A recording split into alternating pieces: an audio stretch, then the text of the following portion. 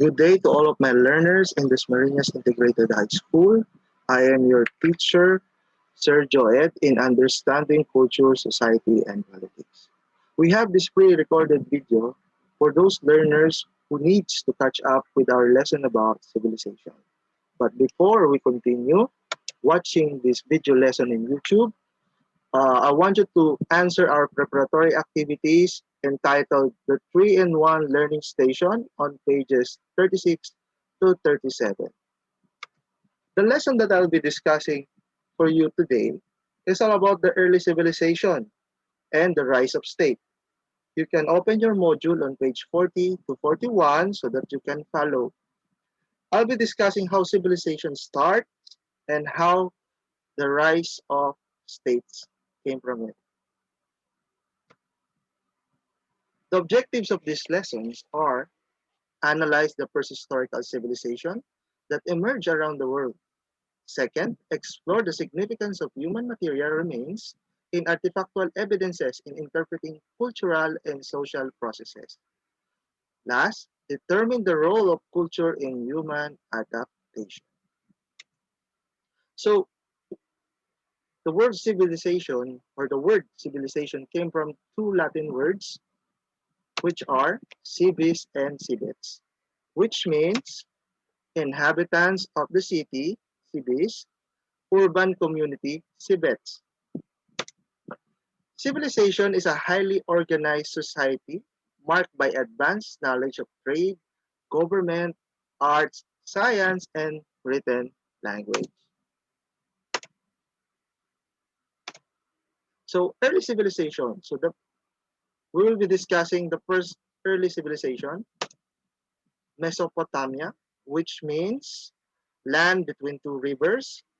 So the Fertile Crescent is a land in between two rivers, namely Tigris and Euphrates River. So Mesopotamia is very near to the bodies of water. So the main product of this civilization is agriculture because it's near by the bodies of water. But Mesopotamia is a very large area. Most of the lands, most of the lands is very dry. Water cannot reach it. So in this matter, what the civilization or the early civilization of Mesopotamia did is they have created irrigations to carry or to channels the water from the river to their farmlands. Hence, giving this become very productive, and because it became very productive, it gave way to the trade and other profession not related to agriculture, such as construction of houses, animal domestication, pottery making, and fishing. So, as humans or persons or people that that particular civilization grew and evolved or progressed, they have created the first writing system around 5,000 years ago, which is called the cuneiform. It made the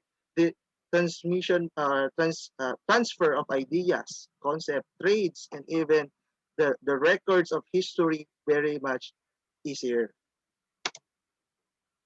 So Mesopotamia have four major cities. We have the Uruk city, the Ur city, the Kisk city, and the Lagash city.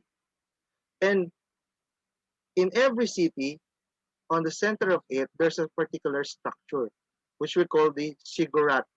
So what is a ziggurat? A ziggurat is a temple used for worship for their patron gods. So another civilization that I'll be discussing, aside from the Mesopotamia, is the Egyptian civilization. This particular civilization also arises around 5,000 years ago. So this particular civilization is ruled by a pharaoh. And most of the Egyptians have several beliefs. And one of their beliefs is that their pharaoh were gods because their pharaoh are all powerful, meaning he is the one to pass down laws. He ruled the country. He owned most of the land. and he controlled the trade and led the armies. Aside from this belief, they also believe in the afterlife. So that is why they dried up they dried up bodies that we called mummies, and they put it into sarcophagus or coffin. So if a particular pharaoh, which is wealthy, died, they put the remains or the sarcophagus on a particular tomb, which we call the pyramids. And since because they believe in afterlife, most of the belonging of that particular person or that pharaoh were also buried with him, like jewelry, gold, and the like. So around 1900s, this is the time that we transition from the early civilization to the state. And during this time, this is the time that the European countries or the European continent rather are starting, or the states included in that particular continent are growing tremendously over the centuries. Okay, this was the time when, or this was the time when, uh, in 1942, when King Ferdinand and Queen Isabella uh, took back Spain from the Muslims, and when King Louis XIV has established absolute monarchy.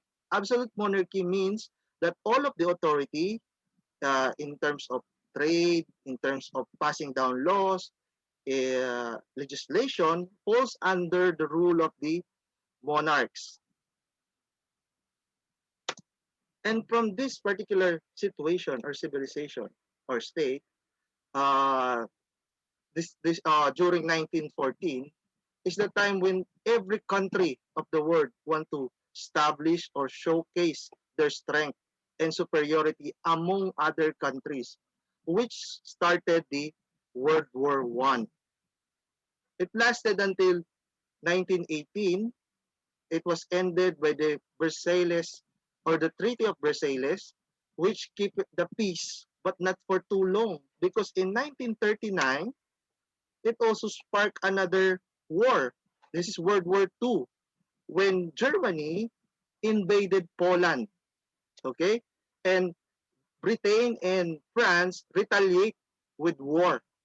So at the end of the World War II, all the countries in 1945 have established what we call the United Nations in 1945, which is the goal of this particular organization is to secure global peace and security and good relations among nations, hence giving way to the democratic state. So what is a democratic state? A democratic state is a form of government in which the supreme power is vested in the people and exercised directly by them or by their elected agents under a pre-electoral system. There are three types. In this lesson, there are three types of democracies.